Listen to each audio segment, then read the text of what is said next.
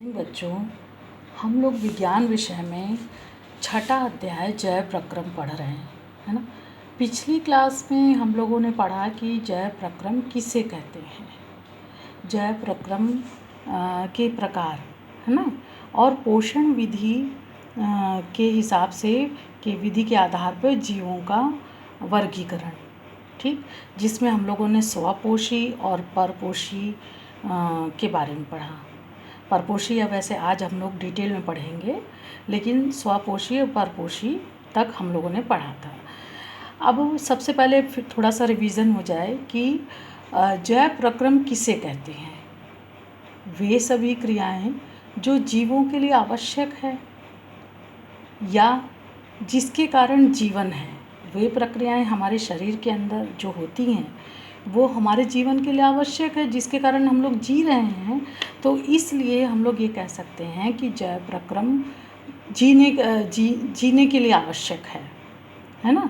जो हम लोग जिसको अनुरक्षण की क्रिया भी कह सकते हैं, जैव प्रक्रम की जगह हम लोग उसको अनुरक्षण की क्रिया भी कह सकते हैं। अब अनुरक्षण वर्ड मतलब मरम्मत या संरक्षण, वैसे हम लोग जैव प्रक्रम को अनुरक्षण प्रक्रम भी कह सकते हैं। इसीलिए आगे हम लोग ये चीज़ जानेंगे कि इसको अनुरक्षण को हम लोग जैव प्रक्रम को हम लोग अनुरक्षण प्रक्रम क्यों कहें।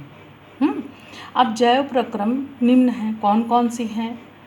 पोषण, श्वसन, परिवहन या परिसंचरण, उत्सर्जन, वृद्धि एवं विभेदीकरण, प्रजनन, नियंत्रण एवं समन्वय। ठीक है, इतना हो गया।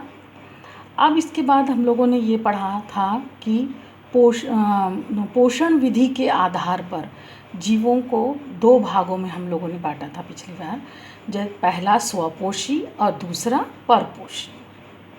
स्वपोषी में वे पौधे आते हैं जो अपना भोजन, वे जीवधारी आते हैं जो अपना भोजन खुद बनाते हैं, है ना। जैसे हरे पेड़ पौधे, जो हरे पेड़ पौधे किस तरह से भोजन बनाते हैं इसके बारे में हम लोग ने विस्तृत चर्चा की थी। प्रकाश संश्लेषण की क्रिया में जो क्रिया करके जो भोजन हरे पौधे भोजन बनाते हैं, उससे हम लोग प्रकाश संश्लेषण की क्रिया करते हैं, है ना। इसके एकमात्र हरे पौधे ही भोजन बनाते हैं और बाकी सब तो उस पर डिपेंड ही है ना, परोक्ष या अपरोक्ष रूप से। और दूसरा परपोषी। अब हम लोग अपने टॉपिक में आए कि परपोषी के बारे में थोड़ा सा हम लोग चर्चा करेंगे। ज़्यादा तो नहीं है आपके कोर्स में, ये जो है वो हम लोग अभी बात करते हैं इस पर कि परपोषी या इसको हम लोग विषमपोषी भी कहते हैं। ठीक है, परपोषी को हम लोग तीन भाग में बांटे, मृतोपजीवी, परजीवी और प्राणी संभोजी। मृतोपजीवी जैसा कि नाम से ही पता चल रहा है, मृत चीज़ों से अपना भोजन प्राप्त करने वाले जीव। मृत जीव मतलब जैसे जंतु का मर जाना, लकड़ियों का सड़ना या किसी भी पदार्थ का सड़ना, जिस पे आप लोगों ने देखा होगा कि कोई भी लकड़ी सड़ती रहती है तो उसके ऊपर छत्ते की तरह एक सफ़ेद रंग की संरचना निकल, जिसको हम लोग कुकुरमुत्ता भी कहते हैं या मशरूम कहते हैं। कवक, जो ब्रेड काफ़ी दिन तक अगर नमी में पड़ा रह जाए पुराना तो उस पर काले काले निकल आते हैं, जिसको हम लोग फंजाई कहते हैं, जीवाणु। ठीक है, फिर उसके बाद मतलब मृतोपजीवी मतलब सड़े गले पदार्थ से अपना भोजन लेना। ये जो हैं बाहर ही वातावरण में ही भोज्य पदार्थ को अपघटित करके और अपना पोषण ले लेते हैं। ठीक है, अब इसके बाद आते हैं परजीवी। परजीवी में देखिए वे जीव जो जीव से, मैं जो कह रही हूँ उस पर ध्यान रखिए, ये मृतोपजीवी हैं, ये मृत जीव से भोजन लेते हैं। ये परजीवी मतलब सजीव पे ही ये डिपेंड होते हैं, सजीव ही, जीवित जीव, जीवधारी ही दूसरे जीवधारी पे भोजन के लिए आश्रित है। जैसे अमरबेल, मलेरिया के परजीवी और टेपवर्म। अमरबेल आपने देखा होगा, पीली पीली होती है, खूब एकदम पतले धागे की तरह पौधों में चढ़ी हुई होती है, और जिस पेड़ पे ये चढ़ जाती हैं ये उनका पूरा पोषण ले लेती हैं।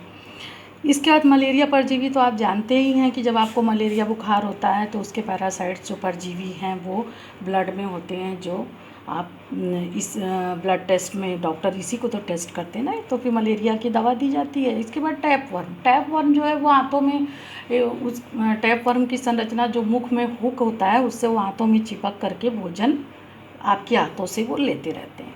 मतलब सजीव जीवधारी से भोजन लेते हैं, तो वो परजीवी। ठीक। फिर प्राणी संभोजी, इसमें अमीबा और उच्च श्रेणी के जंतु आते हैं। प्राणी संभोजी मतलब जो प्राणियों की तरह ही भोजन का अंतर्ग्रहण करते हैं। अंतर्ग्रहण करना माने भोजन को खाते हैं, और इनका शरीर जटिल होता है और शरीर के अंदर ही भोजन का पाचन होता है। ठीक है, हम लोग इसमें विषम परपोषी में इतना ही पढ़ेंगे। अब इसके बाद हम लोग देखते हैं कि अमीबा में पोषण कैसे होता है। अमीबा की संरचना पहले हम लोग जान लें कि अमीबा जो होता है वो अनियमित आकार का सूक्ष्म जीव होता है, एक कोश की। ठीक है, जैसे आप लोग देख रहे हैं इसकी संरचना अनियमित आकार की है, बीच में केंद्रक है और ये कोशिका द्रव्य है। तो ये अपना भोजन कैसे लेते हैं? जब इनके पास कोई खाद्य पदार्थ आता है और इन्हें भोजन लेना रहता है, तो ये सब क्या है? ये कूटपाद है, पादाप जिसको कहते हैं। ठीक है, तो ये भोजन कूटपाद को चारों की तरफ से फैला करके इसको अपने अंदर लेते हैं, जैसे ये फैला हुआ है। ठीक, इसको अपने अंदर ले लेते हैं भोजन को, और लेने के बाद इसको खाद्य रिक्तिका में ले आते हैं। ये देखिए, खाद्य रिक्तिका की खाद्य कण रिक्तिका के अंदर है, और फिर यहीं इसका पाचन होता है। और पाचन होने के बाद फिर ये जो पचित पदार्थ है, पोषक तत्व जो इनका पचित भोज्य पदार्थ का, वो कोशिका द्रव्य में आ जाता है। और जो खाद्य रिक्तिका जो है वो कोशिका की सतह में आती है, और आ करके अमीबा जो वज्र पदार्थ बचता है, जो अपचित भाग होता है, उसको रिक्तिका फट जाती है, और फट करके पूरा अपचित पदार्थ को कोशिका बाहर निकाल देती है, फिर से अपने सामान्य रूप में आ जाती है। ठीक है, ये तो हुआ एक कोश की जीव में, अमीबा। अब इसके बाद अमीबा में पोषण हुआ। अब हम लोग मनुष्यों में पोषण के बारे में पढ़ेंगे। मनुष्यों में पोषण के जो चरण होते हैं वो 5 चरण होते हैं।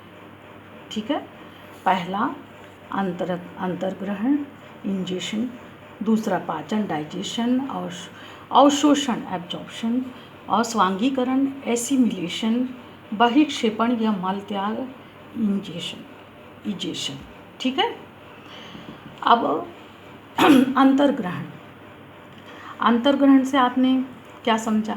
अंतर्ग्रहण का मतलब भोजन को मुख में लेने की प्रक्रिया को हम लोग अंतर्ग्रहण कहते हैं, या भोजन को ग्रहण करने की प्रक्रिया को हम लोग क्या कहते हैं?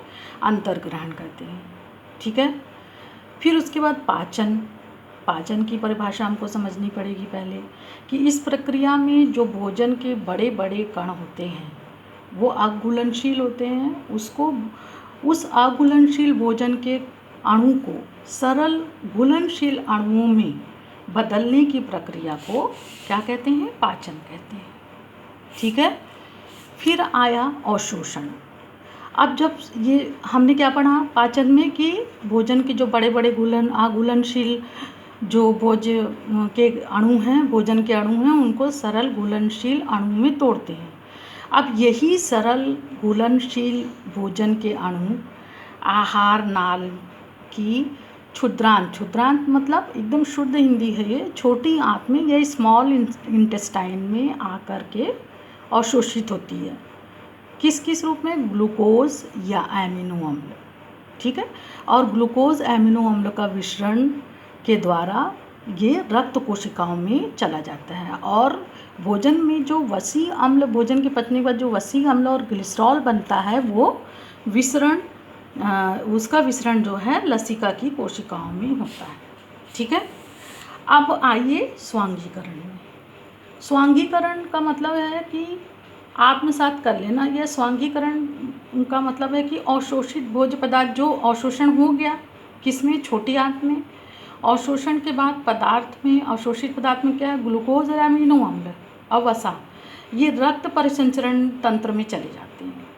ठीक है। और रक्त के द्वारा वो विभिन्न कोशिकाओं के में पहुंचा दिए जाते हैं, जहां वे, आप जानती हैं कोशिका की संरचना, पिछले क्लास में आप लोगों ने कोशिका के बारे में बहुत डिटेल में पढ़ा है, 9th क्लास में।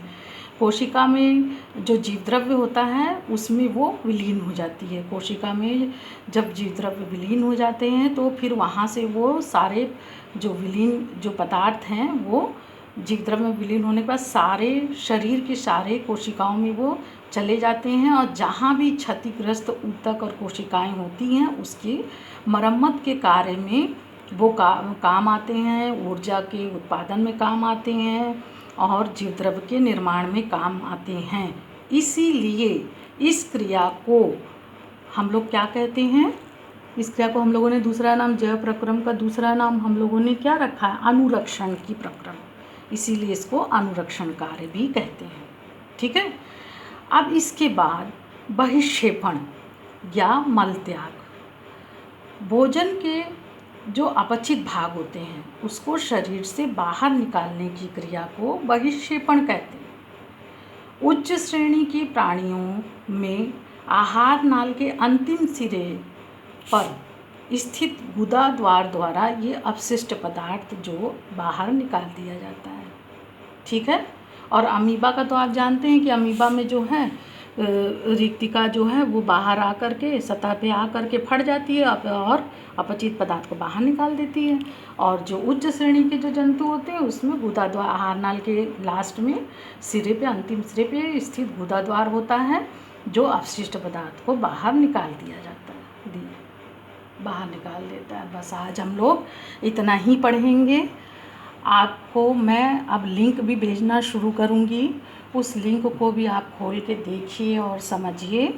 मैं लास्ट में इस चैप्टर को ख़त्म होने के बाद लास्ट में मैं प्रश्न दूंगी, उस क्वेश्चन को आपको कॉपी में उसका उत्तर लिखना है और जब हम मिलेंगे तो उसे चेक करना है मुझे। ठीक है, ठीक है, ओके।